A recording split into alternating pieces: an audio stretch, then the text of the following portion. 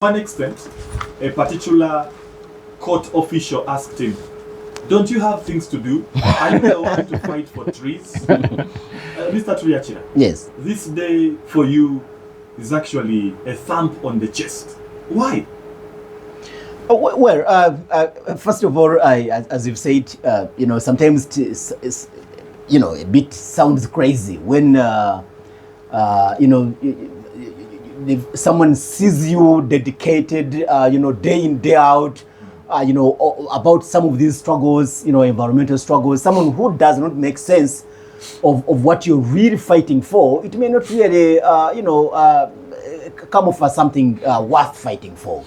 But this is what we had on Sunday. Yes. A lady passed us and she was on a border, very smartly dressed, and she dropped some bit of rubbish.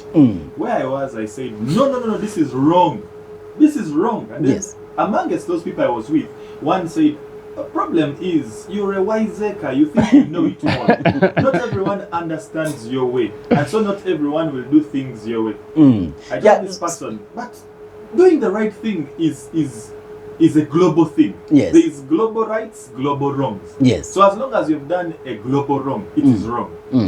Please continue. Yeah, but despite all that, what is important really is that if you really believe in something, especially like now some of us who really believe in the sustainability agenda, you every day you wake up and at least think that you can be able to add a voice. You can be able to do something. You can be able to, continuously remind the population that, look, there's something we can do.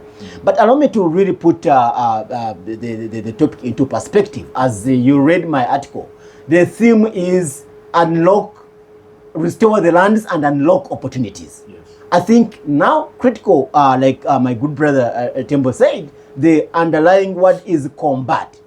Now, to our listeners out there, there are two things that I would want us first of all to understand. That right now you're talking about a global, land mass that constitutes about 25% of the earth. Yeah. That right now the whole earth is 75% water, and then you have 25% land. But of that 75% water, you have what you call, aquatic life and then marine life. What you're talking about aquatic life is all those organisms which are living within the fresh water lakes. But then you have now marine life where you have the oceans and the seas. The 25% of the land mass, which actually we constitute, recent studies show that we lose over 100 million hectares of land that is degraded every year due to, earlier on we were talking about issues of, for example, population. Because globally right now we have about 8 billion people. Wait. When we lose those hectares, where do they go? Degraded. Degraded to what now? And that's, I'm talking about the issue of desertification now. I'm just coming to desertification. Okay. Because you see, this 25% of land mass, ordinarily, apart from the geological factors that my brother has talked about, it is supposed to be all fertile, what you call arable, supposed to be able to support, crop life and livestock, supposed to be able to support life. But we see that continuously, apart from the natural factors, you mentioned, for example, the natural deserts, the Kalahari deserts, but we have what we call the anthropogenic forces, the human-induced activities that now lead to desertification.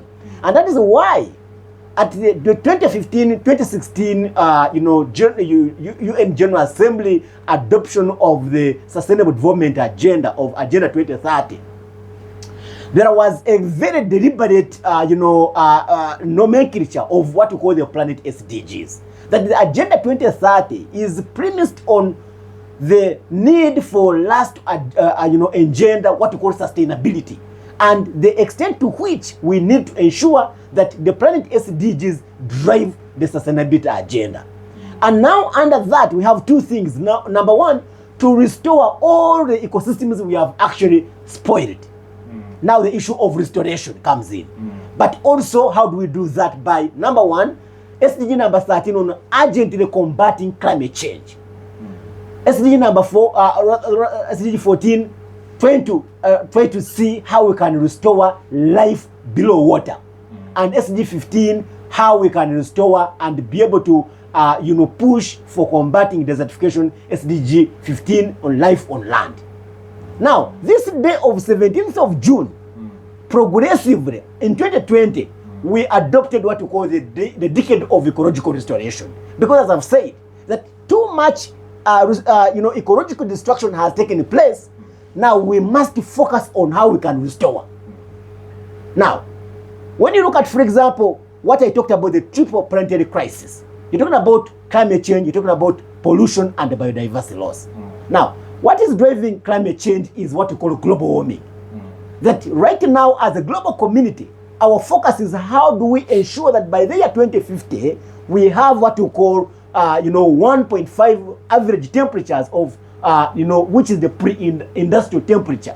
And for us to do that, we have to see how we can address, for example, issues of biodiversity loss, issues of pollution. And biodiversity loss is very critical, that once you have now increase in temperatures, which are as a result of what we talked about, prolonged drought, now you have a challenge that you have a lot of loss of biodiversity. And recent studies are showing that we lose over 200,000 species of biodiversity, and over 1 million species is under threat to extinction due to effects of climate change. So we have a problem that this forest degradation, the over 100 million hectares that we lose, you have 10 million hectares of forest cover which is lost every year due to, number one, human activities, the anthropogenic effects, but also land reclamation. Because you see that we have, you've talked about, for example, areas which are, for example, open, which are not occupied. But what we are having, the problem globally, is that you have the global population, that the 8 billion people, you have, for example, a country like China having about 1.3 billion people. You have a country like India with about 1.2 billion people. So you have, what you call, spontaneous and, increase of the population. That, for example, countries like here in the global south and in the sub-Saharan Africa, although we are having all this open land, but most of these are actually arid and semi-arid areas. And that's why you see you have places, for example, like Karamoja. You saw that, for example, like in the last 2 years, we lost about 900 people due to the effects of food insecurity. Because the problem we are having that once you have effects of climate change, now the areas which are vulnerable and susceptible to the effects of climate change, which are dependent on nature, where you have majority of the population surviving on subsistence farming, the effects of climate change affects them disproportionately. And now you see the issue of combating desertification becomes very critical, that once you have prolonged drought, now that the trickle-down effect in the long run now causes what we call desertification. We already have big deserts. So what we need to do as a global population, and what you are talking about, the celebration that is happening in Colombia, the conversation should be that what do we do as a global community? Now we have two very big instruments that our dear listeners need to look at. We have the Paris Agreement, which brings out the underlying intervention that we need to undertake as a global community on what we need to do to collectively combat climate change. Then number two? Number two is what we call the Convention for Biological Diversity, the CBD, which lays down what we call the Montreal Protocol, which lays out the framework on what we need to see that we have, we reverse biodiversity loss.